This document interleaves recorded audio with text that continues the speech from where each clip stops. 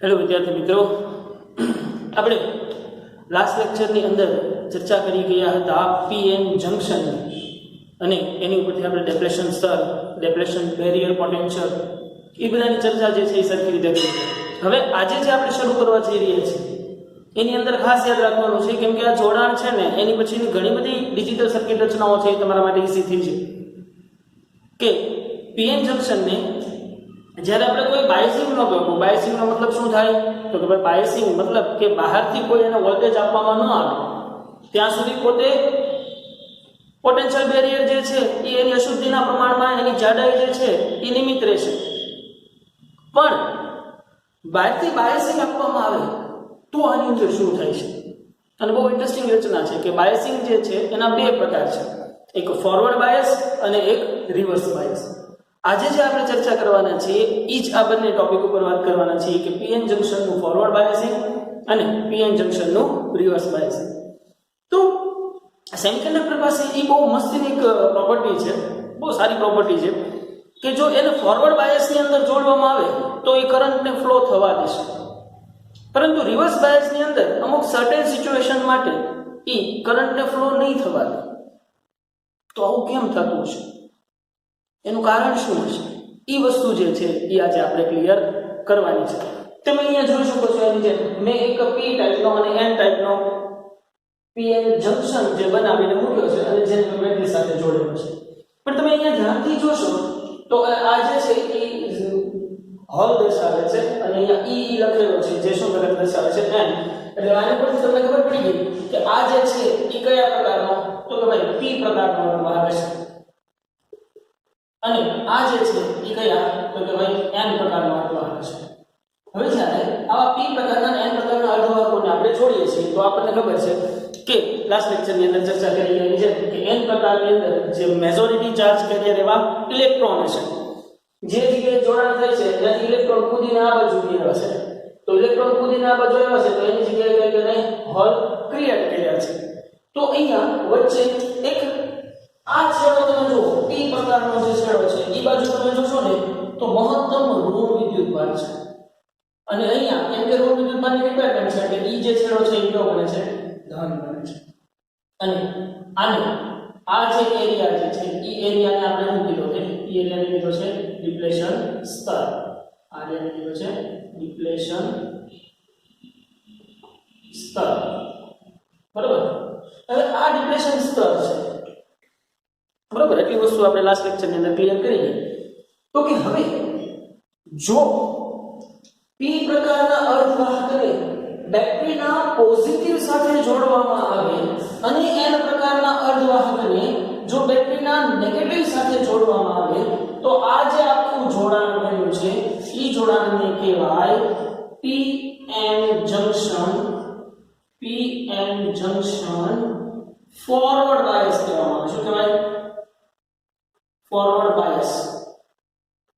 Forward bias મતલબ શું થાય કે પીએન જંકશનમાંનો પી છેડો જે છે એને બેટરીના પોઝિટિવ સાથે અને એન જંકશનને બેટરીના નેગેટિવ સાથે જોડવામાં આવે ત્યારે બનતા જોડાણને પીએન જંકશન ફોરવર્ડ બાયસ કહેવામાં આવે છે, ફોરવર્ડ દિશાની અંદર.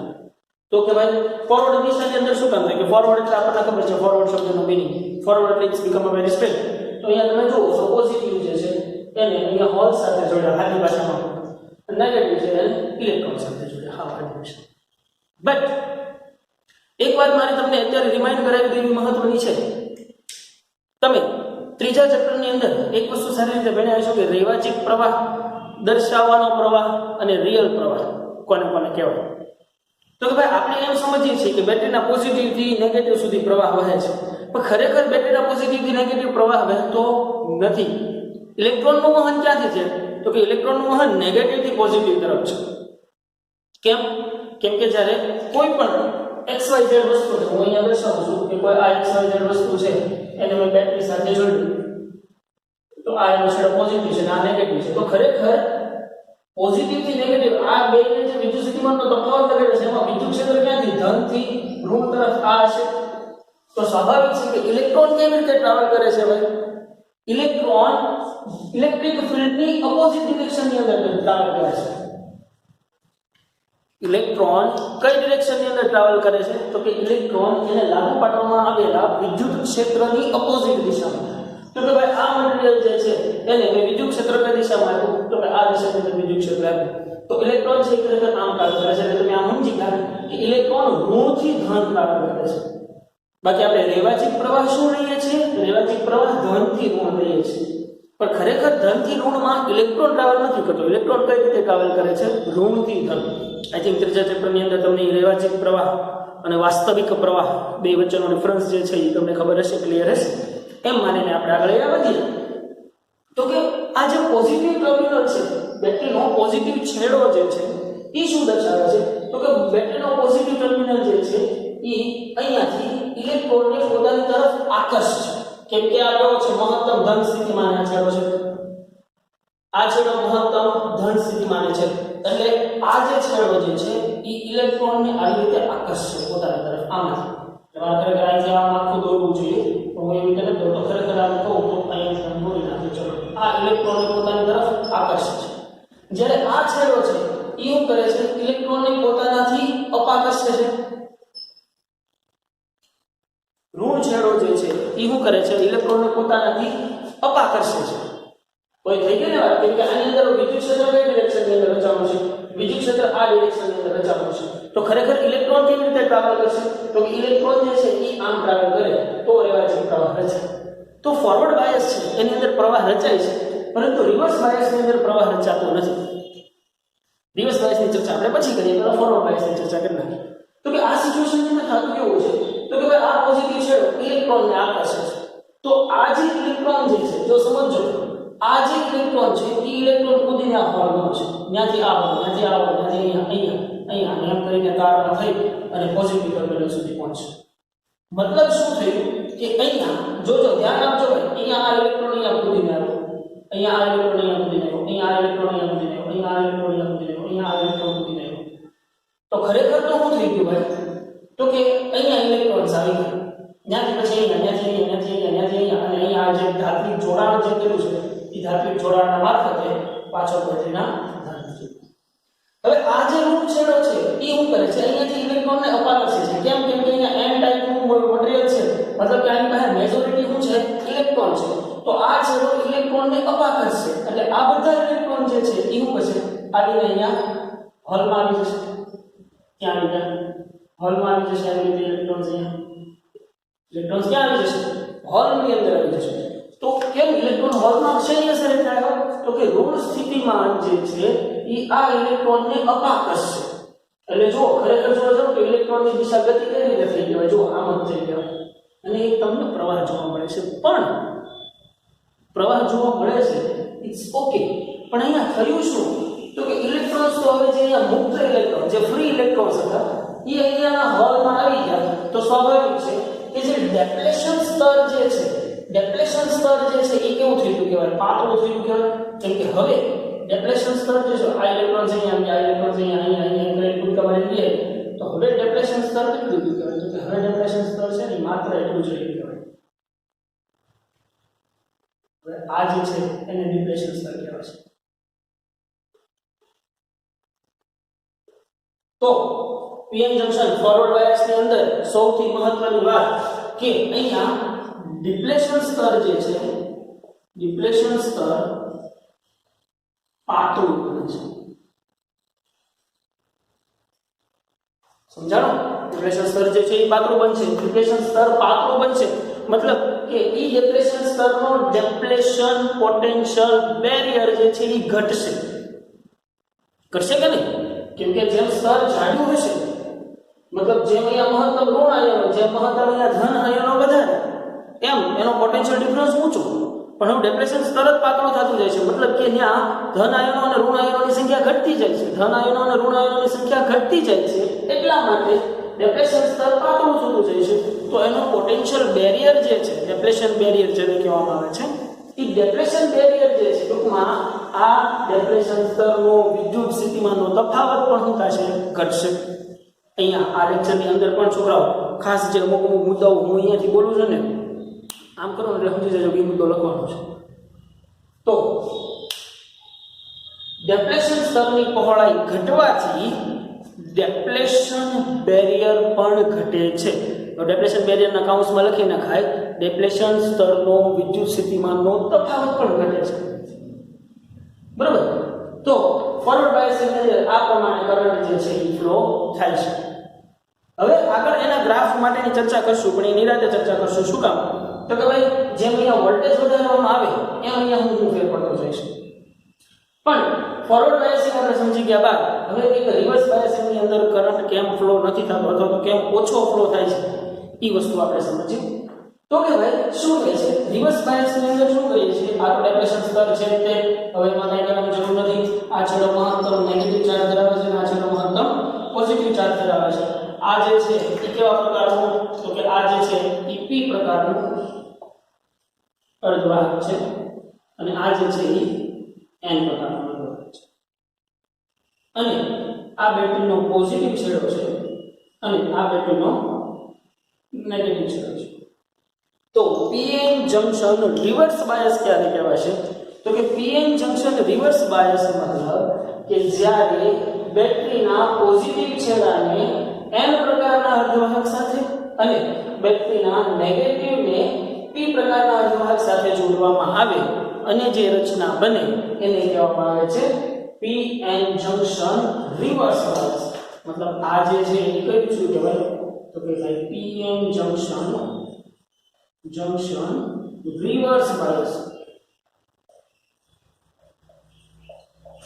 ખાસ ફોરવર્ડ અને રિવર્સની વ્યાખ્યા જે છે એ સરખી રીતે યાદ હોવી જોઈએ. પીએન જંક્શન ફોરવર્ડ બાયસ કોને કહેવાય છે? કે જ્યારે બેટરીનો પોઝિટિવ p છેડા સાથે p પ્રકારના અર્ધવાહક સાથે અને બેટરીનો નેગેટિવ n પ્રકારના અર્ધવાહક સાથે જોડવામાં આવે ત્યારે પીએન જંક્શન ફોરવર્ડ બાયસ બને છે. અને જ્યારે બેટરીનો ધન છેડો n પ્રકારના અર્ધવાહક સાથે અને બેટરીનો ઋણ છેડો p પ્રકારના અર્ધવાહક સાથે જોડવામાં આવે ત્યારે પીએન જંક્શન રિવર્સ બાયસ બને છે. હવે રિવર્સ બાયસની અંદર શું થતું છે? જો લાગુ પડેલા વોલ્ટેજ છે એનું કેરેક્ટર તો બહુ ક્લિયર છે કે ધન છેડો છે એ ઇલેક્ટ્રોનને પોતાની તરફ આકર્ષે અને ઋણ છેડો છે એ ઇલેક્ટ્રોનને પોતાનાથી દૂર ધકેલશે. એટલે હવે અહીંયા શું થશે? ફોરવર્ડ બાયસની અંદર મોટા ભાગનું કામ જે છે ને એ મેજોરિટી ચાર્જ કેરિયર કરતું હતું, જ્યારે રિવર્સ બાયસની અંદર જે કામ કરશે ને એ માઇનોરિટી. હવે અહીંયા મેં કીધું છે કે p પ્રકારમાં એટલે અહીંયા મુક્ત ઇલેક્ટ્રોન્સની સંખ્યા પણ હશે, પણ ઈ p પ્રકારમાં મુક્ત ઇલેક્ટ્રોન્સની સંખ્યા માઇનોરિટીમાં આવે છે. એવી જ રીતે અહીંયા પણ કંઈક હોલ હશે, પણ n પ્રકારની અંદર હોલ જે છે એ માઇનોરિટીમાં આવે છે. કેમ? કેમ કે એની અંદર ઇલેક્ટ્રોન મેજોરિટીમાં આવે છે. બરાબર ને? એવું મેજોરિટી માઇનોરિટી તો તમને હવે ક્લિયર થઈ ગયું છે, આઈ હોપ. બરાબર? એટલે મારે ઘણી મેજોરિટી માઇનોરિટી ઉપર ચર્ચા કરવાની જરૂર નથી. બટ હવે અહીંયા શું થશે? તો કે ભાઈ સિમ્પલ જે લાગુ પડેલો સ્થિતિમાન છે એનું કામ તો શું છે? તો કે ભાઈ ધન છેડો જે છે એ ધન છેડો ઇલેક્ટ્રોનને પોતાની તરફ આકર્ષે.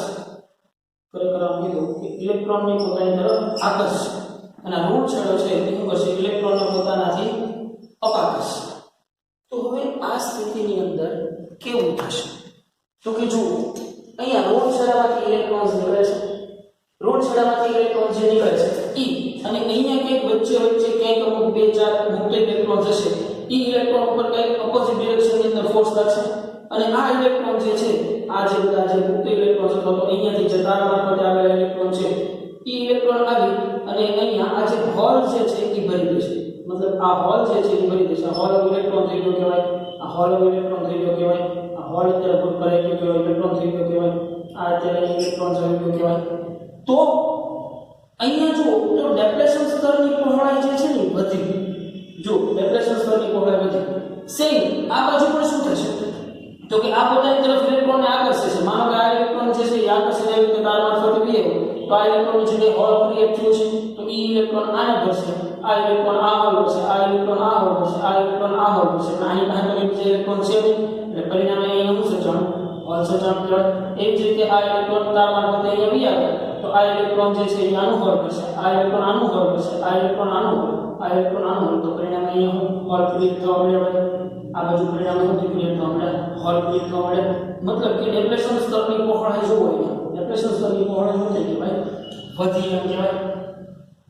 તો ફોરવર્ડ બાયસની અંદર સિમ્પલ વાત છે. ફોરવર્ડ બાયસની અંદર ડિપ્લેશન સ્તર જે છે ડિપ્લેશન સ્તરની ડિપ્લેશન સ્તરની પહોળાઈ વધે છે અને નોટ કરો એક મુદ્દો પીએન જંક્શન રિવર્સ બાયસમાં ડેપ્લેશન સ્તરની પહોળાઈ વધતા ડેપ્લેશન બેરિયર પોટેન્શિયલ કાઉન્સમાં ડેપ્લેશન સ્તરનો વિદ્યુત સ્થિતિમાનનો તફાવત વધશે કેમ કે આપેલા અત્યારે એટલું કે ધન બે બધા જો ઋણ સ્થિતિમાન વધતું જાય છે અને આ બધું ધન સ્થિતિમાન વધતું જાય છે મતલબ it becomes a higher potential જે અહીંયા લાગુ પડેલા વોલ્ટેજ છે એના કરતાં પણ વધુ વોલ્ટેજ કદાચ ધરાવી શકે તો ઈ વોલ્ટેજને શું વોલ્ટેજ કહેવાય આપણે જોશું તો ધીમે ધીમે ડેપ્લેશન સ્તરની પહોળાઈ છે વધતી જાય છે અને અહીંયા નો ડાઉટ કરંટ તમને મળે છે પણ કરંટ જે મળે છે જે આ ઇલેક્ટ્રોન્સના કારણે અહીંયા ઇલેક્ટ્રોન્સ અહીંયા આવે છે અહીંયાથી ઇલેક્ટ્રોન જઈ અને આ હોલ્સને પૂરે છે તો એ જે કરંટ ફ્લો થતો દેખાય છે કેમ કે હવે તમે સમજી ગયા કે આ વિદ્યુત સ્થિતિમાનનો તફાવત અને આ વિદ્યુત સ્થિતિમાનનો તફાવત બંને એકબીજાની સામસામા થઈ ગયા છે તો આ જે પદાર્થ છે એ રેઝિસ્ટિવિટી વધશે મતલબ કે એનો અવરોધ વધશે અહીંયા જો ડેપ્લેશન સ્તર ઘટતું હતું આ એક મુદ્દો પણ લખી નાખો યસ પીએન જંક્શન ફોરવર્ડ બાયસમાં ડેપ્લેશન સ્તર પાતળું બને છે તો લખ્યું આપણે અને પોટેન્શિયલ ડિફરન્સ જે છે એ પણ ઘટે છે પોટેન્શિયલ ડિફરન્સ ઘટે છે ડેપ્લેશન સ્તરની પહોળાઈ ઘટે છે એટલે અવરોધ ઘટે છે ફોરવર્ડ બાયસ જ્યારે અહીંયા પીએન જંક્શનની ડેપ્લેશન સ્તરની પહોળાઈ જે છે એ વધે છે એટલે પોટેન્શિયલ ડિફરન્સ વધે છે પોટેન્શિયલ ડિફરન્સ વધે છે એટલા માટે આ પી પ્રકારના બાયસમાં રિવર્સ બાયસની અંદર અવરોધ વધે છે કેમ કે અવરોધ વધવાનો છે કેમ કે હવે અહીંયા જે વિદ્યુત સ્થિતિમાનનો તફાવત વધતું જશે એમ આ વિદ્યુત સ્થિતિમાનનો તફાવત લાગુ પડેલા વિદ્યુત સ્થિતિમાનના તફાવતનો વિરોધ કરશે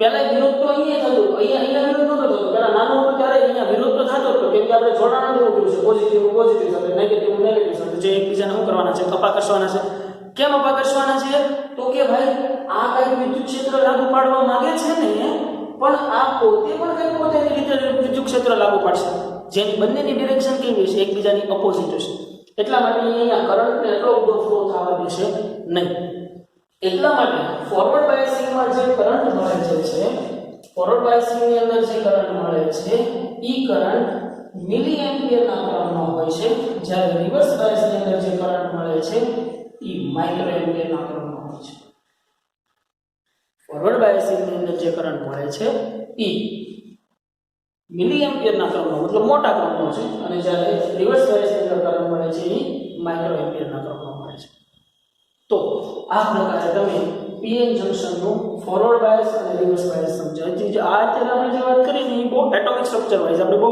ઝીણી વાત કરી પણ હવે કોઈ પીએન જંક્શનને જો તમારે દર્શાવવો હોય સંજ્ઞાની દ્રષ્ટિએ તો પીએન જંક્શનને ફોરવર્ડ અને રિવર્સને સંજ્ઞાની દ્રષ્ટિએ કઈ રીતે જોડાય તો કે આ બહારથી લાગુ પડેલા વોલ્ટેજ માટે પીએન જંક્શનમાં પી પ્રકારને આવી રીતે તીર બનાવીને બનાવાય આ પી પ્રકાર થયો કહેવાય અને એની આગળ જ્યારે તમે આવી રીતે એક લીટો સીધો લીટો ખાસ જ્યાં મારો લીટો આવશે સીધો લીટો કરો છો તો આ જે છે એ એન પ્રકારનો થયો કહેવાય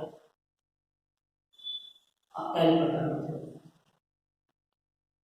આને પીએન જંક્શન કહેવાય પીએન જંક્શન કહેવાય હવે જો આનો આ છેડો તમે આવી રીતે જોડો મને કયો જોઈએ આનો આ છેડો તમે આ રીતે જોડો છો બેટરીનો પોઝિટિવ P સાથે અને નેગેટિવ N સાથે તો આ જે બાયસ થયું ઈ કેવું બાયસ કહેવાય તો કે આ જે થયું ઈ ફોરવર્ડ બાયસ કહેવાય પીએન જંક્શન ને દર્શાવવાની એક જ સિમ્પલ રીત છે પીએન જંક્શન તો આમ જ દર્શાવી શકાય છે પીએન જંક્શન આની અંદર આ P પ્રકાર અને આ N પ્રકાર હવે તમારી ઉપર ડિપેન્ડ છે કે તમે એને કેવી રીતે જોડો છો જો P પ્રકારને પોઝિટિવ સાથે જોડો તો એ ફોરવર્ડ બાયસ થયું કહેવાય ફોરવર્ડ બાયસ થયું કહેવાય અને જો N નેગેટિવ સાથે જોડો તો એ ફોરવર્ડ બાયસ થયું કહેવાય પણ આવું પણ તમે કરી શકો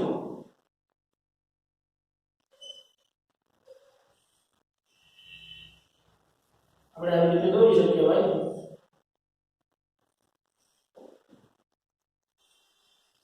આ જે છે એ કયા પ્રકારનો તીર છે એને રાખો તીર જે છે એ P પ્રકારનો લીટો છે N પ્રકારનો છે તો જો હવે હું આને આ રીતે જોડું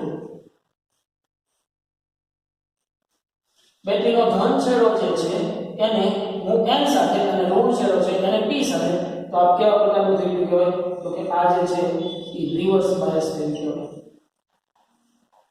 કહેવાય કે નહીં? p પ્રકારની કોની સાથે જોડે? ઋણ સાથે, અને n પ્રકારના કોની સાથે જોડે? ધન સાથે. તો આ જે છે એ રિવર્સ બાયસ થયું કહેવાય. સિમ્પલ એટલી વસ્તુ. આ આકૃતિ જે છે ફોરવર્ડ બાયસ રિવર્સ બાયસ ની, અને આ ખાલી શું દેખાડે છે?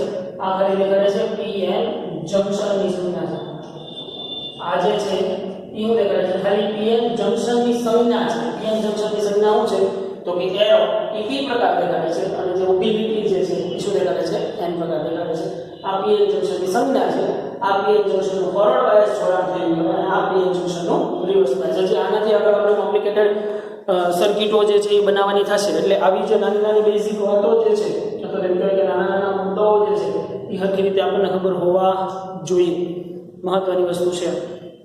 તો આ આકૃતિ જે છે એ ખાસ એક વખત હું તો કહું છું તમારી ભાષામાં આપણને સમજાય એ રીતે જે મેં લખાવેલા છે એ મુદ્દા અને આ બધું લખી લો, જેથી કરીને હવે આપણે આગળ વધીએ. શેના માટે? તો કે ફોરવર્ડ બાયસ અને રિવર્સ બાયસને કરંટ અને વોલ્ટેજને કેવી રીતે સંબંધ છે એનો દર્શાવતો આલેખ જે છે એ આપણે સમજવાનો થશે. બરાબર?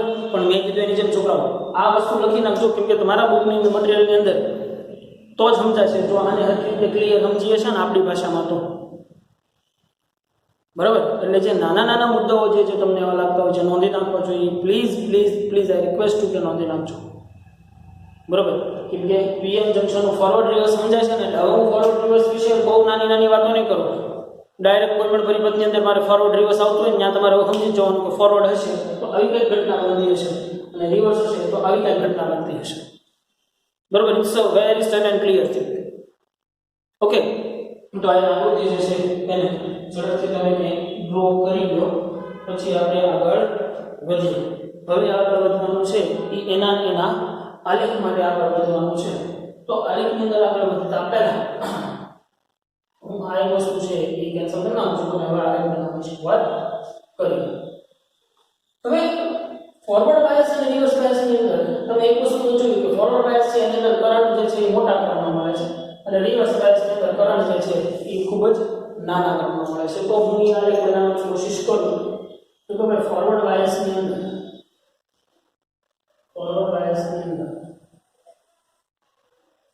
જુઓ તો એક આલેખ બનાવવાની કોશિશ કરું છું.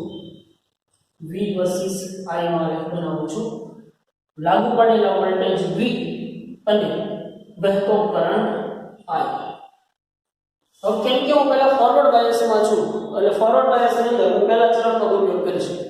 કેમ કે ત્યાં વોલ્ટેજની ધન અને પ્રવાહને પણ ધન લઈને, અને રિવર્સ બાયસની અંદર હું ત્રીજા ચરણનો ઉપયોગ કરીશ. કેમ કે એની અંદર વોલ્ટેજ જે છે એ ઋણ સ્વરૂપમાં ઋણ હશે ને, પણ કેમ કે રિવર્સ દિશાની અંદર આપણે જોડ્યા છે એટલા માટે વોલ્ટેજની ઋણ ડિરેક્શનની અંદર કરંટને પણ ઋણ ડિરેક્શનની અંદર. ક્લિયર? તો શરૂઆતમાં કેવું થયું છે? આ ઇનિશિયલ સિચ્યુએશન છે. જ્યારે હું અહીંયા બેટરી જોડતો નથી તો છતાં પણ એની પાસે કંઈક ડેપ્રેશન બેરિયર છે, એટલે એને કંઈક પોતાનું અંદરનું વિદ્યુત સ્થિતિ માને છે, પણ એના કારણે કોઈ જાતનો કરંટ વહેતો નથી. હવે માનો કે હું અહીંયા ખૂબ જ નાના વોલ્ટેજ પહેલા હું રાખું છું 0.1 વોલ્ટેજ રાખું છું. સમજો અહીંયા 0.1 વોલ્ટેજ રાખું છું તો જોઉં છું કે કંઈક કરંટ મળે છે. તો 0.1 વોલ્ટેજ એટલે કંઈ કરંટ મને મળતો નથી. કેમ કે જ્યારે કરંટ જે ઇલેક્ટ્રોન 0.1 વોલ્ટેજ જે છે એ આની કરતા વધતા નથી. કેમ વધતા નથી? સમજો કે પહેલા એના ડેપ્રેશન સ્તરની પહોળાઈ મોટી હતી, અથવા તેમ કહો મીડિયમ હતી. તો 0.1 વોલ્ટેજ કાંઈ જાજો ફેર પડતો નથી, મતલબ ત્યારે કાંઈ કરંટ મળતો નથી. તો 0.1 વોલ્ટેજ અહીંયા કંઈ હોય માનો તો 0.1 વોલ્ટેજ કરંટ જે છે એ 0 થાય છે, અથવા તો હાવ માઇનોર તમને મળે છે. ચાલો ને આપણે એમ ચાલી જાય, હાવ માઇનોર તમને મળે છે. મતલબ કે આ 0.1 વોલ્ટ હોય તો 0.1 વોલ્ટ કરંટ જે છે એ કંઈક માનો કેટલો કંઈક મળે છે. હવે હું અહીંયા વોલ્ટેજ જે છે એ ધીમે ધીમે વધારતો છું. તો જેમ અહીંયાથી સમજો, જેમ અહીંયાથી વોલ્ટેજ વધારતો જશે એમ ડેપ્રેશન સ્તર જે છે એ શું થતું જશે? પાતળું થતું જશે. અને જેમ ડેપ્રેશન જેમ 0.2 વોલ્ટ એટલે તો કરંટ એટલો 0.3 એટલા 0.4 એટલા. તો મતલબ કે અહીંયા તમે એક વસ્તુ જોશો ને, તો અહીંયા એક વસ્તુ જોશો ને તો તમને ખબર પડશે કે ભાઈ અહીંયા વોલ્ટેજ વધારવા છતાં કરંટમાં કાંઈ ઝાઝો ફેર પડતો નથી. પણ ધીમે ધીમે આગળ જતા એક સર્ટેન પોઈન્ટ એવો આવે છે, એક પોઈન્ટ, આ પોઈન્ટ એવું આવે છે વોલ્ટેજનું, આ એક એવું મૂલ્ય, આ એક વોલ્ટેજનું એવું મૂલ્ય કે જ્યાંથી કરંટ જે છે એ આવી રીતે ફ્લો કરવાનો છે. મતલબ કે V વર્સિસ I જે છે ને એ જો આવી રીતે સુરેખ થઈ જાય છે. તો V વર્સિસ I સુરેખ શેના માટે હોય ભાઈ? Of course V versus I સુરેખ જે છે એ સુવાહકો માટે હોય. મતલબ V અને I વોલ્ટેજ વધારતા જાવ તો કરંટ વધશે. એ વિદ્યુતના સુવાહકનો ગુણધર્મ છે. આપણે ઓહમ્સ લો તમે ભણ્યા છો. તો V વર્સિસ I જે છે એ આપણને સ્ટ્રેટ લાઈન મળે છે. તો એક વોલ્ટેજનું એવું મૂલ્ય આવે છે કે જ્યારે V અને I બંને એક સાથે વધે છે. મતલબ કે ઈ સમયે શું થયું છે, આ વોલ્ટેજ શું થયું છે, ડેપ્લેશન સ્તર પાતળું થતું એક સમય એવો આવશે કે જ્યાં ડેપ્લેશન સ્તર 0 થઈ જશે. એટલે આ જે બિંદુ જે તમને મળે છે, હું અહીંયા છે ને એક વસ્તુ લખતો જાઉં છું. આ વોલ્ટેજ છે, હું અત્યારે તેને V કહું. V વોલ્ટેજ છે ડિપ્લેશન સ્તર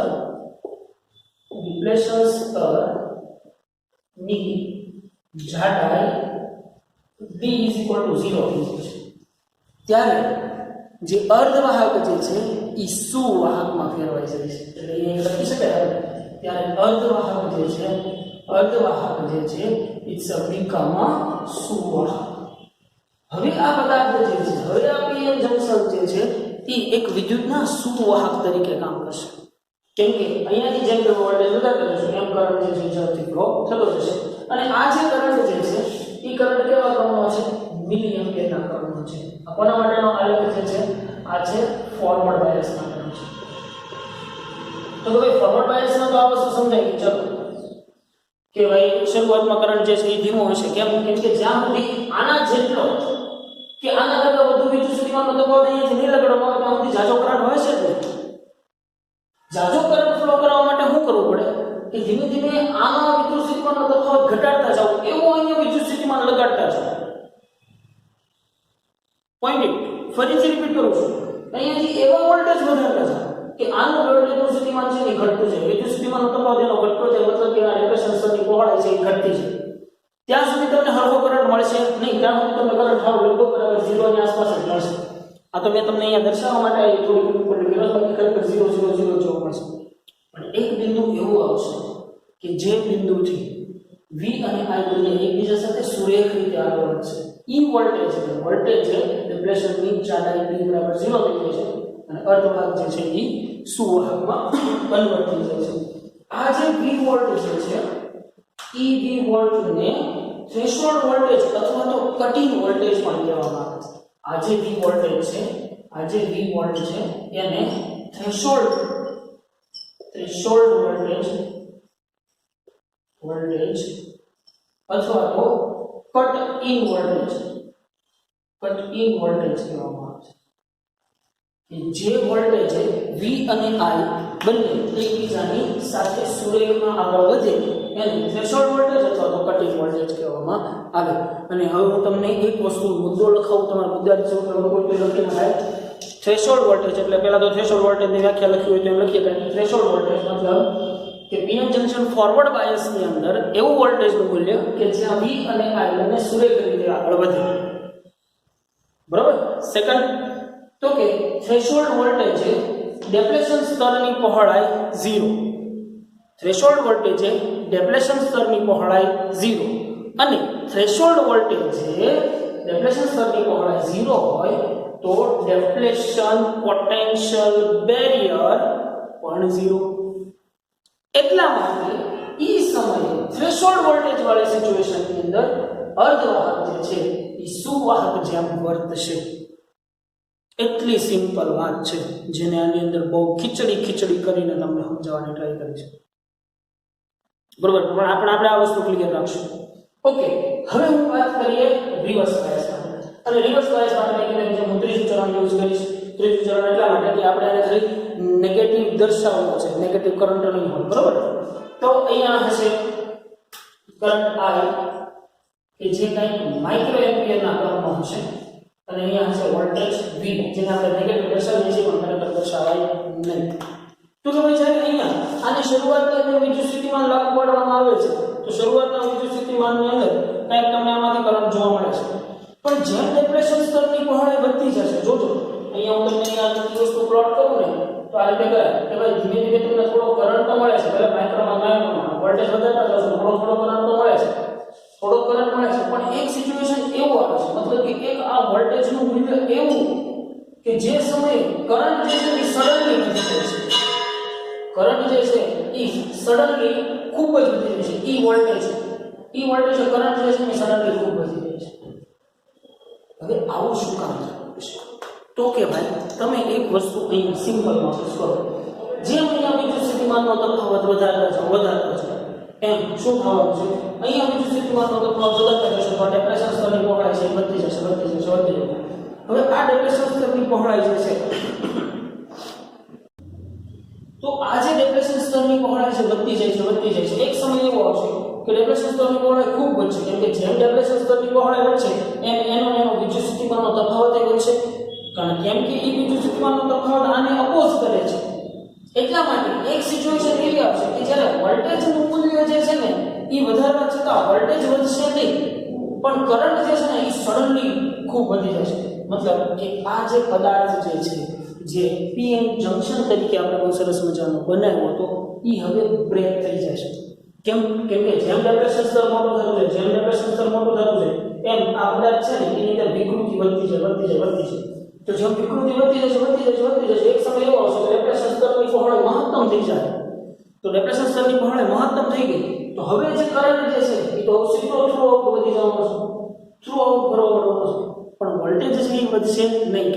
કેમ કે અહીંયા લાગુ પડેલા વોલ્ટેજ કરતા અહીંયા વોલ્ટેજ વધતા જ જાય છે સતત. કેમ કે અહીંયા જેમ તમે વોલ્ટેજ વધારો છો એમ અહીંયા પણ વોલ્ટેજ વધતા જાય છે. અહીંયા શું થતું હતું, જેમ અહીંયા તમે વોલ્ટેજ વધારો છો એમ ડેપ્રેશન સ્તર પાતળું થતું હતું, એટલે વોલ્ટેજ એના ઘટતા જતા હતા. મતલબ અહીંયા જે વોલ્ટેજ જે છે ને કુલ વોલ્ટેજ, અહીંયા માનો કે અહીંયાથી લાગુ પડેલા વોલ્ટેજ V0 હોય, આના પોતાના વોલ્ટેજ V હોય, તો અહીંયા જે વોલ્ટેજ છે ને એ V0 V જેમ કુલ વોલ્ટેજ રહેશે. કુલ વોલ્ટેજ કેમ રહેશે? તો કે V0 લાગુ પડેલા છે એમાંથી આ V છે એ બાદ કરી નાખો, એટલા વોલ્ટેજ જે છે એ સિસ્ટમને મળે છે એમ કહેવાય. પણ અહીંયા તો આનાથી ઉલટું પણ છે, વોલ્ટેજ રિપેર પણ કરે છે. એટલે આ સિચ્યુએશનની અંદર વોલ્ટેજ જે છે ને અહીંયા લાગુ પડેલા વોલ્ટેજ V0 હોય અને આના વોલ્ટેજ V હોય, તો આના વોલ્ટેજ V0 પ્લસ V થતા. કેમ કે આના વોલ્ટેજ એટલે આના વોલ્ટેજ સમજાય છે ને, એટલે અહીંયા વોલ્ટેજ છે એ વધતા જશે. એટલે ખાસ યાદ રાખવાનું છે કે રિવર્સ બાયસની અંદર વોલ્ટેજ જે છે એ રિપલ વોલ્ટેજ સતત વધતા જાય છે, અને એક રિપલ વોલ્ટેજનું એવું મૂલ્ય, આ રિપલ વોલ્ટેજનું એવું મૂલ્ય કે જે મૂલ્યે બહારના વોલ્ટેજ વધારવા છતાં આમાં કાંઈ વોલ્ટેજમાં ફેર પડે નહીં, પણ એ સમયે જે કરંટ મળે છે સડનલી, એ કરંટ શેના કારણે હશે? તો કે એ કરંટ આ વિદ્યુત સ્થિતિમાનના તફાવતના કારણે હશે, નહીં કે આના કારણે. એટલે આ જે વોલ્ટેજ છે એ વોલ્ટેજને કહેવાશે બ્રેકડાઉન વોલ્ટેજ. હવે આના માટે તમારે મુદ્દો લખવો હોય તો તમે એવી રીતે લખી શકો, બ્રેકડાઉન અથવા તો જેને કટ ઓફ વોલ્ટેજ પણ કહેવામાં આવે છે. હવે બ્રેકડાઉન વોલ્ટેજ મતલબ કેવા વોલ્ટેજ છે? કે બ્રેકડાઉન વોલ્ટેજ અને કટ ઓફ વોલ્ટેજ છે V નહીં વધે પરંતુ I ખૂબ જ વધી જશે. મતલબ કે કટિંગ વોલ્ટેજ અથવા બ્રેકડાઉન વોલ્ટેજની વ્યાખ્યા જો લખવી હોય તો એવી રીતે લખી શકાય, પીએન જંક્શન રિવર્સ બાયસમાં વોલ્ટેજનું એવું મૂલ્ય કે જ્યાંથી વોલ્ટેજ ના વધે પરંતુ કરંટનું મૂલ્ય ખૂબ જ વધી જાય. કરંટનું મૂલ્ય ખૂબ વધી જાય છે અને વિકૃતિના કારણે વધે છે. બરોબર, કરંટનું મૂલ્ય જે વધી જાય છે એ વધે છે અને વિકૃતિના કારણે વધે છે. એટલા માટે ઈ વોલ્ટેજને બ્રેકડાઉન વોલ્ટેજ અથવા તો કટ ઓફ વોલ્ટેજ કહેવાય. તમે ઝેનર ડાયોડનો પ્રેક્ટિકલ કરી ચૂક્યા છો એટલે એની અંદર પણ તમે કટ ઓફ વોલ્ટેજ, તો આ વોલ્ટેજને breakdown voltage, cut off voltage અથવા તો ઝેનર વોલ્ટેજ પણ કહેવામાં આવે છે. ખરેખર બોલાય નહીં ઝેનર, ખરેખર ઝીનર બોલાય. સાચું એનું પ્રોનાઉન્સિએશન ઝીનર છે, પણ આપણે ગુજરાતીમાં એને ઝેનર કરી નાખ્યું છે. ખરેખર એને ઝીનર વોલ્ટેજ કહેવામાં આવે છે. તો કટ ઓફ વોલ્ટેજ કયો, બ્રેકડાઉન વોલ્ટેજ કયો કે ઝીનર વોલ્ટેજ કયો, એ વોલ્ટેજ છે. વોલ્ટેજ વધારવા છતાં વોલ્ટેજ વધશે નહીં, પરંતુ કરંટ I નું મૂલ્ય ખૂબ જ વધી જશે. ક્લિયર? તો આ જે છે એનું સિમ્પલ આ જે છે એ આલેખો જે છે આની નાની મદદથી આપણે બનાવ્યા છે. આ જે મુદ્દાઓ જે છે એને તમારે લખવા હોય તો તમે કંઈક લખી નાખો. અને હવે આગળ આપણે આના આ જ ટોપિકને લાઈન ટુ લાઈન વ્યવસ્થિત સમજતા જઈએ. જે મુદ્દાઓ જ્યાં લખવાના કીધા છે ત્યાં ફરજિયાત લખી નાખવાના છે, અથવા અલગથી પેજ બનાવીને એની અંદર રાખો તો બી કોઈ પ્રોબ્લેમ છે નહીં. પણ હું એમ કહું છું છોકરાઓ, એક આ સિચ્યુએશન છે ને ડ્રો ફરજિયાત કરી લેજો, જેથી કરીને પછી જ્યારે ડાયરેક્ટ મટીરિયલ ખોલીને વાંચવા બેહો તો કોઈ કન્ફ્યુઝન અથવા તો કોઈ પ્રોબ્લેમ ન થાય. બરોબર? કેમ કે એની લેંગ્વેજ પ્રમાણે તમને 2 થી 4 વખત વાંચવું પડે. પણ જો આકૃતિ એક વખત સરખી રીતે જોયેલી હોય તો આપણે ખૂબ સારી રીતે સમજી શકીએ. બરોબર ભાઈ? તો જોઈએ આપણે એની વસ્તુને ઝડપથી. આઈ થિંક નહીં, બરોબર ને? સાફ નથી. એક ધાત્વિક જોડાણ મતલબ કે આ જે છે એ આપણા પીએન જંક્શનના અર્ધ ધાતુઓ છે અને એની પાસે એની બે બાજુ ધાતુની પટ્ટી ચડાવવામાં આવે. ધાતુની પટ્ટી ચડાવવાનું માત્ર એક રીઝન કે આની વચ્ચે જે કાંઈ ઇલેક્ટ્રોનની આપ-લેના કારણે જે પ્રક્રિયા થાય એ ધાતુ મારફતે તમે તમારા પરિવહનની અંદર ઇલેક્ટ્રોન્સ કે પ્રવાહને ઇન્ક્લુડ કરી શકો. એટલા માટે ધાત્વિક જોડાણ કીધું છે. અને પીએન જંક્શનમાં પી જે છે એ એરો પી દેખાડે છે અને ઉભી લીટી જે છે એ એન પ્રકારના અર્ધવાહક દેખાડે છે. હવે એનું ફોરવર્ડ રિવર્સિંગ જે છે એ તમને ખૂબ સારી રીતે સમજાઈ ગયું છે. અર્ધવાહક મૂળભૂત રીતે તો બાહ્ય વોલ્ટેજ લગાડવા માટે છેડાઓ પર ધાત્વિક જોડાણ ધરાવતું પીએન જંક્શન છે. તે બે વિદ્યુત અગ્રો વાળી રચના છે. બે વિદ્યુત અગ્રો મતલબ કે બે ઇલેક્ટ્રોડ ધરાવે છે, એક પોઝિટિવ અને એક નેગેટિવ. જો હજી આગળ 3 ઇલેક્ટ્રોડ વાળો આવશે. આ એક પોઝિટિવ અને એક નેગેટિવ. એક પોઝિટિવ એક નેગેટિવ. ટૂંકમાં એને બે બેરિયર રોડ હોય છે. સાંકેતિક રીતે પીએન જંક્શન ડાયોડને આકૃતિ B માં દર્શાવી શકાય.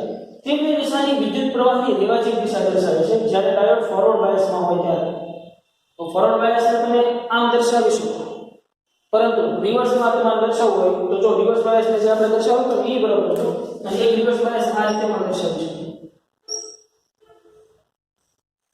જો અહીંયા હું જોડું છું બેટરીનો પોઝિટિવ અને આ નેગેટિવ, તો જો આ કયો છે? P પ્રકાર છે, આ N પ્રકાર છે, આ પોઝિટિવ છે, આ નેગેટિવ છે. તો આ જે છે ને એને પણ ફોરવર્ડ બાયસ જ કહેવાય છે, સોરી રિવર્સ બાયસ જ કહેવાય છે. તો ઓલી જે રિવર્સ બાયસને આકૃતિ દોરીશ ને એની સાથે સાથે આ દોરીને કોઈ વાંધો નહીં. આ જોડાણને પણ રિવર્સ જ કહેવાય. કેમ કે રિવર્સ માટે આપણા માટે મહત્વનું શું છે કે એનો N પ્રકાર પોઝિટિવ સાથે અને P પ્રકાર નેગેટિવ સાથે આવવો જોઈએ. P પ્રકાર નેગેટિવ સાથે અને N પ્રકાર પોઝિટિવ સાથે. બરાબર? તમને જે રેવાજીક દિશા દર્શાવી છે એ ફોરવર્ડ બાયસની છે આકૃતિમાં દર્શાવી છે. ડાયોડના બે છેડા બાહ્ય વોલ્ટેજ V લગાડીને સંતુલિત બેરિયર પોટેન્શિયલ બદલી શકાય. મતલબ કે એને વિદ્યુત સ્થિતિમાનનો તફાવત આપવાથી આ બેરિયર પોટેન્શિયલ અથવા તો ડિપ્લેશન સ્તરની જાડાઈ અને ડિપ્લેશન પોટેન્શિયલ અથવા તો ડિપ્લેશન બેરિયર પોટેન્શિયલ બદલી શકાય વિદ્યુત સ્થિતિમાનનો તફાવત લાગુ પાડીને. જે સિલિકોન માટે 0.7 છે અને જર્મેનિયમ માટે 0.2 છે. આ યાદ રાખી લેજો ખાસ. ક્યાંક એમસીક્યુ સ્વરૂપમાં ક્યારેક આવી જાય કે સિલિકોન માટે બેરિયર પોટેન્શિયલ કેટલો છે? 0.7. બેરિયર પોટેન્શિયલ એટલે કયો? આ વિદ્યુત સ્થિતિમાનનો તફાવત. આ વિદ્યુત સ્થિતિમાન સિલિકોન માટે 0.7 છે અને જર્મેનિયમ માટે 0.2 છે. ફોરવર્ડ બાયસની ચર્ચા કરીએ. જ્યારે અર્ધવાહક ડાયોડના બે છેડા વચ્ચે બાહ્ય વોલ્ટેજ V એવી રીતે આપવામાં આવે કે જેથી P વિસ્તારને બેટરીના ધન છેડા સાથે અને N વિસ્તારને બેટરીના ઋણ છેડા સાથે જોડવામાં આવે ત્યારે તેને ફોરવર્ડ બાયસ કહીએ તેમ કહેવાય. P ને બેટરીના ધન સાથે અને N ને બેટરીના ઋણ સાથે. અને આ જે W જે દર્શાવ્યું છે એનું વિડ્થ દેખાડે છે. કોની વિડ્થ? ડેપ્લેશન સ્તરની જાડાઈ દેખાડે છે. ત્યારે ડેપ્લેશન સ્તરની જાડાઈ આ છે. તો ફોરવર્ડ બાયસની અંદર આપણે ખબર છે ફોરવર્ડ બાયસની અંદર ડેપ્લેશન સ્તરની જાડાઈ છે ઘટતી જશે. આપેલ વોલ્ટેજ છે ડિપ્લેશન વિસ્તારના બે છેડાઓ વચ્ચે લાગે છે અને જંક્શન P વિસ્તાર અને N વિસ્તાર વચ્ચેના સ્થિતિમાનનો તફાવત નહિવત હોય છે શરૂઆતમાં. આનું કારણ એ છે કે ડિપ્લેશન વિસ્તાર કે જેમાં કોઈ ગતિ કરી શકે તેવા વિદ્યુતભાર હોતા નથી. કેમ કે આપણે ગઈકાલે જ વાત કરી ડિપ્લેશન સ્તરની અંદર કોઈ ઇલેક્ટ્રોન કે કોઈ ગતિ કરી શકે એવા વિદ્યુતભાર નથી, પરંતુ ડિપ્લેશન સ્તર રચાય છે શેના કારણે? આયનીકરણના કારણે રચાય છે. એક ઇલેક્ટ્રોન આવ્યો છે એટલે એ ઋણ વીજભારિત થયું છે, અહીંયાથી એક ઇલેક્ટ્રોન ગયો છે એટલે એ ધન વીજભારિત કહેવાય, પણ ત્યાં કોઈ રિયલમાં વિદ્યુત ભાર પડ્યો છે નહીં. એ એક આયનીકૃત એરિયો છે. આ જે ડેફિનેશન લેવલ છે એ કેવો છે? એક આયનીકૃત એરિયો છે. તેઓ વિદ્યુત ભાર હોતા નથી અને તેનો અવરોધ n વિસ્તાર અને p વિસ્તારના અવરોધ કરતાં ઘણો વધારે હોય છે. ડેફિનેશન લેવલનો અવરોધ જે છે એ વધારે હોય છે. અહીંયા અવરોધ જે છે એ ઓછો હોય છે n વિસ્તાર અને p વિસ્તાર કરતાં. ડેફિનેશન લેવલનો અવરોધ જે છે એ ખૂબ જ વધારે હોય છે, કેમ કે ત્યાં મેક્સિમમ આયનો હોય છે. તમને ખબર છે, જેમ આયનોની સંખ્યા વધુ એમ અવરોધ વધુ. લાગુ પાડેલ વોલ્ટેજ V ની દિશા આ રચનાની અંદરનો વોલ્ટેજ V0 કરતાં વિરુદ્ધ છે. જો અહીંયા પોઝિટિવ છે તો અહીંયા ડેફિનેશન લેવલનો નેગેટિવ છે, અહીંયા નેગેટિવ છે તો અહીંયા ડેફિનેશન લેવલનો પોઝિટિવ છે. એટલે ફોરવર્ડ બાયસની અંદર ડેફિનેશન સ્તરનું પોટેન્શિયલ ડિફરન્સ અને લાગુ પાડેલા પોટેન્શિયલ ડિફરન્સ બંનેની દિશા જે છે એ કેવી છે? ઓપોઝિટ હશે. આમ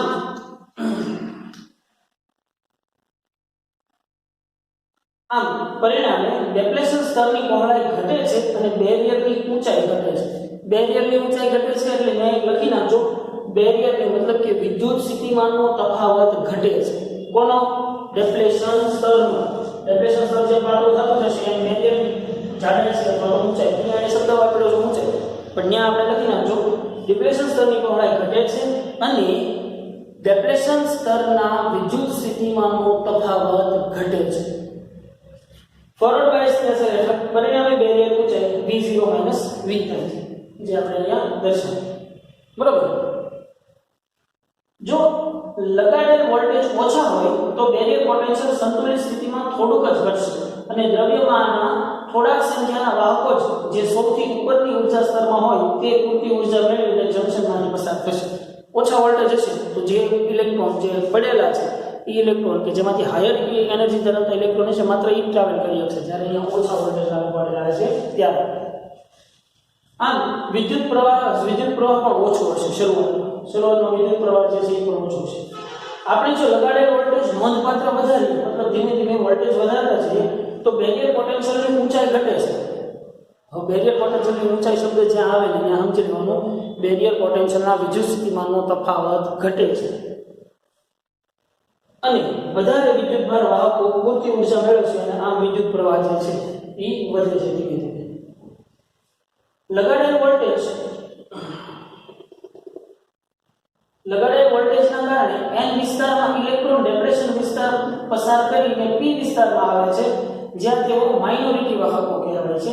તે જ રીતે p વિસ્તારમાંના હોલ જંકશન પસાર કરીને n વિસ્તારમાં પહોંચે છે. હવે ખરેખર જંકશનમાંથી હોલ ટ્રાવેલ ન થતા હોય, પરંતુ હોલ જેવું એક ધન વિદ્યુતભારી કે જે ઋણ વિદ્યુતભારની અપેક્ષા રાખે છે એવો એક કણને સર્જાશે કે ખાલી એમને સમજવું કે હોલ ટ્રાન્સફર થાય છે, જ્યાં તેઓ માઇનોરિટી વાહક બને છે. ફોરવર્ડ બાયસની અસર હેઠળ આ પ્રક્રિયાને માઇનોરિટી ચાર્જ ઇન્જેક્શન પણ કહેવામાં આવે છે. આ એક શબ્દ યાદ રાખી લો, માઇનોરિટી ચાર્જ ઇન્જેક્શન કોને કહેવામાં આવે છે? તો કે માઇનોરિટી ચાર્જ ઇન્જેક્શન જે છે એ ફોરવર્ડ બાયસને કહેવામાં આવે છે. જંકશનની સીમા પાસે બંને બાજુ માઇનોરિટી વાહકોની સંખ્યા કરતાં જંકશનથી દૂરના છેડાઓ કરતાં ઘણી વધે છે. મતલબ કે જે માઇનોરિટી, અહીંયા માઇનોરિટી તરીકે કોણ હતા? ઇલેક્ટ્રોન્સ હતા, જે હવે ક્યાં આવે છે? આ રીતે વહનમાં આવે છે. અહીંયા મેન માઇનોરિટી તરીકે કોણ હતા? હોલ્સ હતા. તો હવે એ હોલ જે છે આ પ્રમાણે ગતિ કરે છે. તો અહીંયા જો જંકશનની સીમા પાસે બંને બાજુ માઇનોરિટી વાહકોની સંખ્યા ગણતા જંકશનથી દૂરના છેડાઓ કરતાં ઘણી વધે છે. અહીંયા જે માઇનોરિટીની સંખ્યા વધારે હતી એની સંખ્યા જે છે એ અહીંયા વધશે. ગોળ વાત એવી છે, ચિંતા નહીં કરવાની, આપણે આપણી ભાષામાં સમજવાનું. આ સંખ્યા ઘનતાના તફાવતના કારણે p તરફ દાખલ થયેલો ઇલેક્ટ્રોન જંકશનની p તરફની ધાર પાસેથી p વિસ્તારના બીજા છેડે પહોંચે છે. તે જ રીતે n તરફ દાખલ થયેલો હોલ જંકશનની n તરફની ધારની n વિસ્તારના બીજા છેડે પહોંચે છે. મતલબ કે અહીંયા હોલ જે છે એ એકબીજા સાથે કૂદકા, સાદી ભાષામાં તો આનો મિનિંગ થાય છે કે ઇલેક્ટ્રોન્સ અને હોલ જાણે એકબીજા ઉપર કૂદકા મારીને ગતિ કરતા હોય ને એવું પ્રતીત થાય છે. વિદ્યુતભાર વાહકોની બંને તરફની આ ગતિને કારણે વિદ્યુત પ્રવાહ રચાય છે. ડાયોડનો કુલ ફોરવર્ડ વિદ્યુત પ્રવાહ એ હોલ ડિફ્યુઝન પ્રવાહ અને રેવાચિક ઇલેક્ટ્રિક ડિફ્યુઝન પ્રવાહના સરવાળા જેટલો હોય છે. આ પ્રવાહનું મૂલ્ય લગભગ મિલિએમ્પિયરના ક્રમનું હોય છે. ફોરવર્ડ બાયસ દરમિયાન પણ લિફ્ટ પ્રવાહ હાજર હોય છે, પરંતુ તે દાખલ થયેલા મતલબ ઇન્જેક્શન થયેલા વિદ્યુત વાહકોના કારણે મળતા મિલી એમ્પિયરના ક્રમના વિદ્યુત પ્રવાહની સરખામણીમાં અવગણી શકાય એટલો મતલબ માઇક્રો એમ્પિયર. એટલે આપણે જે ભણ્યા હતા ને મેજોરિટી કે જેના કારણે કયો પ્રવાહ રચાય છે, ડિફ્યુઝન પ્રવાહ. આપણે ક્લાસ લેક્ચરની અંદર ચર્ચા કરી ગયા હતા, તમે લખ્યું પણ હશે આઈ હોપ. અહીંયા ફોરવર્ડ બાયસની અંદર ડિફ્યુઝન પ્રવાહ ગ્રેટર ધેન ટુ ડ્રિફ્ટ પ્રવાહ. આ એક ખાસ ત્યાં લખી નાખજો, ખાસ લખી નાખજો. આ ત્રણ મુદ્દા સમજવા માટે. ડિફ્યુઝન મતલબ ફોરવર્ડ બાયસની અંદર પ્રવાહ મળે છે કોના કારણે? ફોરવર્ડ બાયસની અંદર પ્રવાહ મળે છે ડિફ્યુઝન પ્રવાહના કારણે, જે મિલી એમ્પિયરના પ્રવાહ છે. અને જે માઇનોરિટીના કારણે, જેને આપણે ડ્રિફ્ટ પ્રવાહ કહેતા હતા, એ માઇનોરિટીના કારણે મળતો પ્રવાહ જે છે એ ખૂબ જ ઓછો હોય છે. એટલે એક સેન્ટેન્સને લખી નાખજો ખાસ ડિફ્યુઝન કરંટ અથવા તો ડિફ્યુઝન પ્રવાહ ગ્રેટર ધેન ટુ ડ્રિફ્ટ પ્રવાહ. રિવર્સ બાયસ જ્યારે ડાયોડના બે છેડા વચ્ચે બાહ્ય વોલ્ટેજ V એવી રીતે લગાડવામાં આવે કે જેથી તેનો n છેડો ધન અને p છેડો ઋણ હોય, ત્યારે તેને રિવર્સ બાયસ કહેવામાં આવે છે અને એના ડેપ્રેશન સ્તરની પહોળાઈ જે છે એ વધે છે. મોટાભાગનો લગાડેલ વોલ્ટેજ ડિપ્લેશન વિસ્તારમાં લાગે છે. આપેલ વોલ્ટેજની દિશા બેરિયર પોટેન્શિયલની દિશામાં હોય છે. આથી બેરિયરની ઊંચાઈ વધે છે અને વિદ્યુત ક્ષેત્રમાં ફેરફાર થવાથી ડિપ્લેશન વિસ્તાર પહોળો થાય છે. બેરિયરની ઊંચાઈ વધે છે મતલબ કે વિદ્યુત સ્થિતિમાનનો તફાવત વધે છે. જેમ આ ડિપ્લેશન સ્તરની પહોળાઈ વધશે એમ આ અહીંયા વિદ્યુત સ્થિતિમાનનો તફાવત જે છે એ પણ વધશે. રિવર્સ બાયસની અસર હેઠળ પરિણામી બેરિયર V0 V થશે. V0 V થશે. આના કારણે ઇલેક્ટ્રોન n થી p તરફનો પ્રવાહ અને હોલનો p થી n તરફનો પ્રવાહ બંધાય છે. આથી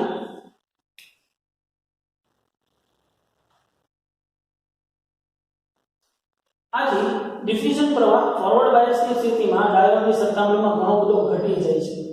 હવે રિવર્સ બાયસની અંદર ક્યાંય તમારી સેન્ટેન્સ લખી નાખો તો લખી નાખો. ડ્રિફ્ટ પ્રવાહ ગ્રેટર ધેન ટુ ડિફ્યુઝન પ્રવાહ. ડ્રિફ્ટ પ્રવાહ ગ્રેટર ધેન ટુ ડિફ્યુઝન પ્રવાહ. જંક્શનના વિદ્યુત ક્ષેત્રની દિશા એવી હોય છે કે જેથી જો p પ્રકારના ઇલેક્ટ્રોન કે n પ્રકારના હોય તેમની અસ્તવ્યસ્ત ગતિ દરમિયાન જંક્શનની પાસે આવે તો તે મેજોરિટી વિસ્તાર તરફ ધકેલાઈ જાય છે અને વિદ્યુત વાહકોના આ ડ્રિફ્ટને કારણે વિદ્યુત પ્રવાહ મળે છે. ફોરવર્ડ બાયસની અંદર ડિફ્યુઝન પ્રવાહના કારણે પ્રવાહ મળતો હતો, અહીંયા ડિફ્યુઝન પ્રવાહ મોટો હતો અને અહીંયા રિવર્સ બાયસની અંદર ડ્રિફ્ટ પ્રવાહ મોટો છે. આ ડ્રિફ્ટ પ્રવાહ અમુક માઇક્રો એમ્પિયરના ક્રમનો હોય છે. આ પ્રવાહ ઘણો ઓછો હોય છે કારણ કે તે વાહકોની માઇનોરિટી બાજુની જંક્શનની આરપાર મેજોરિટી તરફની ગતિના કારણે હોય છે. ડાયોડનો રિવર્સ પ્રવાહ લગાડેલ વોલ્ટેજ પર ખાસ આધાર રાખતો નથી. આપેલ કેમ રિવર્સ પર ખાસ આધાર નથી રાખતો? કેમ કે જેમ અહીંયા તમે વધારતા જશો ને આ જે બહાર લાગુ પડેલા વોલ્ટેજ છે ને એ માત્ર આના ડિપ્લેશન સ્તરની પહોળાઈ વધારવાના કારણે છે. અને હવે જે કરંટ મળશે એ મેં તમને કીધું એના કારણે કરંટ આના કારણે મળતો નથી. કરંટ કોના કારણે મળે છે? અહીંયા જે વિદ્યુત સ્થિતિમાનનો તફાવત વધ્યો છે એના કારણે મળે છે. ડાયોડનો રિવર્સ પ્રવાહ લગાડેલ વોલ્ટેજ પર ખાસ આધાર રાખતો નથી. આપેલ થોડા વોલ્ટેજ પણ માઇનોરિટી વાહકોને જંક્શનની એક બાજુથી બીજી બાજુ લઈ જવા માટે પૂરતો હોય છે. માઇનોરિટી ત્યારે જઈ શકે એના કારણે આપણને ડ્રિફ્ટ પ્રવાહ જોવા મળે છે. આ પ્રવાહ લગાડેલ વોલ્ટેજમાં વડે સીમિત થતો નથી પરંતુ તે જંક્શનની બંને બાજુ માઇનોરિટી વાહકોની સંખ્યા કરતા વડે સીમિત થાય છે. રિવર્સ બાયસની અસર હેઠળ વિદ્યુત પ્રવાહ મુક્ત રિવર્સ બાયસ વોલ્ટેજ સુધી વોલ્ટેજથી સ્વતંત્ર હોય છે, જેને બ્રેકડાઉન વોલ્ટેજ VBR કહેવામાં આવે છે. V VBR હોય છે. જો રિવર્સ બાયસની અસર હેઠળ વિદ્યુત પ્રવાહ અમુક રિવર્સ બાયસ વોલ્ટેજ સુધી વોલ્ટેજથી સ્વતંત્ર હોય છે, જેને બ્રેકડાઉન વોલ્ટેજ મતલબ કે અહીંયાથી હવે વોલ્ટેજ વધારશો છતાં પણ વોલ્ટેજ વધશે નહીં, જેને ત્યાંથી એ સિસ્ટમ જે છે એ આખી હવે બ્રેક થઈ જાય છે. સિસ્ટમ બ્રેક થઈ જાય છે મતલબ કે આની અંદર જેને કહેવાય ને ઇન્ફાઇનાઇટ વિકૃતિ આવી જાય છે. એના કારણે હવે અહીંયા વોલ્ટેજ વધારી શકશે નહીં. કેમ કે ભાઈ ડેપ્લેશન સ્તરની પહોળાઈ હતી કંઈક હદમાં હશે ને કે ડેપ્લેશન સ્તરની પહોળાઈ વધી વધી એટલી થાય અને વધી નહીં હતી. હવે તો કઈ ડેપ્લેશન સ્તરની પહોળાઈ વધશે નહીં કે ગમે એટલા વોલ્ટેજ વધારો તો ગમે એટલા વોલ્ટેજ વધારવાથી હવે આ સિસ્ટમમાં બીજો કાંઈ ચેન્જીસ થતો નથી. કેમ કે ડેપ્લેશન સ્તર પોતાની મહત્તમ પહોળાઈએ પહોંચી ગયું છે, મતલબ કે પદાર્થ આખો વિકૃત થઈ ગયો છે. ત્યારે જે વોલ્ટેજ હોય એ વોલ્ટેજને બ્રેકડાઉન વોલ્ટેજ કહેવાય.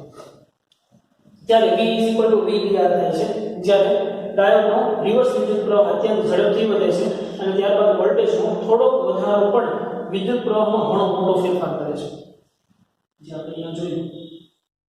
બરોબર. જો રિવર્સ પ્રવાહનો બાહ્ય પરિપથ વડે ચોક્કસ મૂલ્યથી ઓછા મૂલ્ય સુધીનો નિયંત્રિત કરવામાં આવે તો પીએન જંકશન નાશ પામે છે, મતલબ વિકૃત થઈ જાય છે. એક વખત તે નક્કી કરેલા મૂલ્ય કરતાં વધી જાય એટલે કે ડાયોડ વધુ પડતો ગરમ થઈને નાશ પામે છે, મતલબ કેમ કે ડેપ્રેશન સ્તરની પહોળાઈ વધશે, મતલબ કે એની અંદર મેક્સિમમ આયનો છે, તો આયનોની ગતિ ઉર્જા તો કેવી હોય, ખૂબ જ હાયર હોય. એના કારણે ડાયોડ જે છે એ ગરમ થઈ અને નાશ પામી શકે, મતલબ વેસ્ટ થઈ શકે. જો ફોરવર્ડ પ્રવાહ નક્કી મૂલ્ય કરતાં વધી જાય તો ડાયોડને ફોરવર્ડ બાયસની સંખ્યાઓ ફોરવર્ડ બાયસમાં રાખ્યો હોય તો પણ આવું બની શકે, મતલબ ફોરવર્ડ બાયસની અંદર પણ બહુ વધારે પડતા વોલ્ટેજ ઊંચા વોલ્ટેજની અંદર રાખવામાં આવે કે ડેપ્રેશન સ્તરની પહોળાઈ હાવ ઘટી જાય તો બહુ વધારે વાહક પદાર્થ જે છે એ પણ ધીમે ધીમે ગરમ થવા મળે. હવે પરિપથની અંદર બહુ સિમ્પલ છે. પીએન જંક્શનમાંથી જો પી છેડો પોઝિટિવ સાથે, એન છેડો નેગેટિવ સાથે, એટલે આ ફોરવર્ડ બાયસિંગ જો કહેવાય. ફોરવર્ડ બાયસિંગમાં આને સમાંતર વોલ્ટમીટર, હવે આને સમાંતર વોલ્ટમીટર શું કામ મૂક્યા કે ભાઈ આને કેટલા વોલ્ટેજ લાગુ પાડવામાં આવે છે એ વોલ્ટેજ જાણવા માટે અહીંયા વોલ્ટમીટર અને એની સાથે શ્રેણીમાં એ મીટર. ખાસ યાદ રાખવાનું, ફોરવર્ડ બાયસની આકૃતિની અંદર મિલી એમીટર હશે અને રિવર્સ બાયસની અંદર ફક્ત શું કરવાનું ખબર, આ બધું એમનો રહેવા દેવાનું, ખાલી આ તીર છે ને એનો ઉલટા નામ કરી નાખવાનું અને અહીંયા મિલી એમ્પિયર છે એની બદલે માઇક્રો એમ્પિયર જોડી દેવાનું. સિમ્પલ છે કે નહીં? સિમ્પલ. હવે તો યાદ આવે કે નહીં બહુ આકૃતિઓ ને બધું, હજી વધારે યાદ આવશે સર્કિટ. આ તો ખાલી એની એક આદર્શ પરિસ્થિતિ માટેની આકૃતિ છે, બાકી હાવ એક્ઝેક્ટ આ રીતે પણ ન જોડી શકાય. ડાયોડની વીઆઈ લાક્ષણિકતાઓનો અભ્યાસ કરવા માટે પરિપથની ગોઠવણી આકૃતિ A અને B માં દર્શાવી છે. આકૃતિ A અને આકૃતિ B. Reverse bias. રિવર્સ બાયસની અંદર જો તીર આમ નામ લેવા દીધું, પરંતુ પોઝિટિવ નેગેટિવ ચેન્જ કરી દીધું. તો જો P છેડો નેગેટિવ સાથે, N છેડો પોઝિટિવ સાથે. પોટેન્શિયોમીટર મારફતે બેટરીને ડાયોડ સાથે જોડવામાં આવે કે જેથી ડાયોડને લગાડેલ વોલ્ટેજ બદલી શકાય.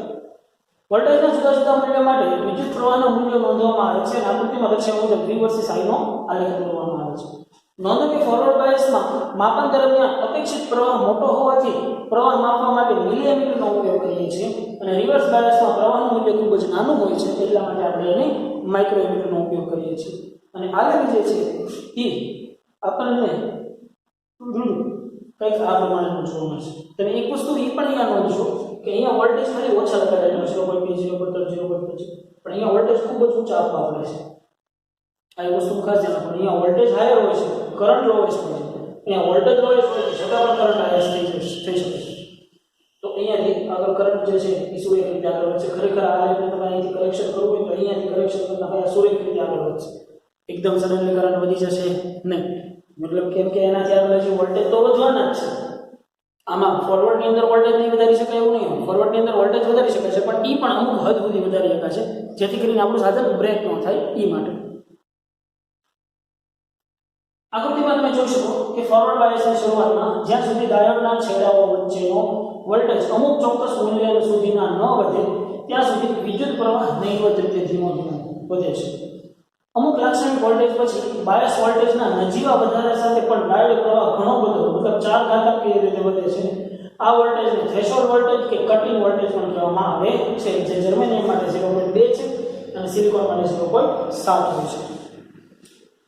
ડાયોડને રિવર્સ બાયસમાં જોડવામાં આવે છે ત્યારે વિદ્યુત પ્રવાહ અતિ સૂક્ષ્મ હોય છે અને બાયસ વોલ્ટેજમાં ફેરફાર સાથે લગભગ બરાબર અચળ હોય છે, જેને રિવર્સ સેચ્યુરેશન પ્રવાહ કહેવામાં આવે છે. આમ છતાં વિદ્યુત વિશિષ્ટ કિસ્સાઓ માટે ઘણા ઊંચા રિવર્સ બાયસ મતલબ બ્રેકડાઉન વોલ્ટેજ માટે આ પ્રવાહ એકદમ ઘટવા લાગે છે. સામાન્ય ઉપયોગમાં લેવાતા ડાયોડને રિવર્સ સેચ્યુરેશન પ્રવાહના વિસ્તારમાંથી અલગ ઉપયોગ કરી શકાય. અવરોધ. આ એક અવરોધનો ટોપિક જે છે એને ખાસ આપણે યાદ રાખીશું. ઉપરની સમજૂતી દર્શાવે છે કે સામાન્ય રીતે પીએન જંકશન ડાયોડ વિદ્યુત પ્રવાહનું વહન એક જ દિશામાં થવા દે છે. મતલબ કે ફોરવર્ડ દિશાને ફોરવર્ડ બાયસ તમે જોડશો તો જ વિદ્યુત પ્રવાહનું વહન થવા દેશે. રિવર્સ બાયસની અંદર વિદ્યુત પ્રવાહનું વહન નહીં થવા દે. થવા દે છે પણ બહુ ઓછા ક્રમમાં, માઇક્રો એમ્પિયરના ક્રમમાં.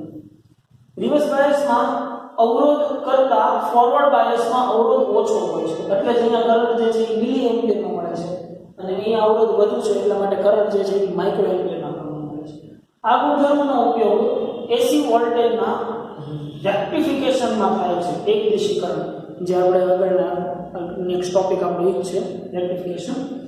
ડાયોડ માટે આપણે વોલ્ટેજના નાના ફેરફાર ડેલ્ટા V અને તદ્દનરૂપ વિદ્યુત પ્રવાહના નાના ફેરફાર ડેલ્ટા I ના ગુણોત્તરને ડાયનેમિક ચલ અવરોધ તરીકે ઓળખવામાં આવે છે. ડાયનેમિક ચલ અવરોધ RT delta V by delta I. આ એક ખાસ યાદ રાખી નાખવાનું. V બાય I એટલે તો આ થાય છે V IR ઉપરથી. ડાયનેમિક અવરોધ મતલબ શું થાય છે કે વોલ્ટેજનો નાનકડો અમસ્તો ફેરફાર કરો અને એને અકોર્ડિંગ કરંટમાં નવો ફેરફાર થાય છે. એ વસ્તુની વાત છે. તો છોકરાઓ આ જે વસ્તુ જે છે થિયરી, એને ખાસ હું તો કહું છું 2 વખત વિડિયો લેક્ચર જોજો, લીટી ટુ લીટી 2 વખત વાંચજો.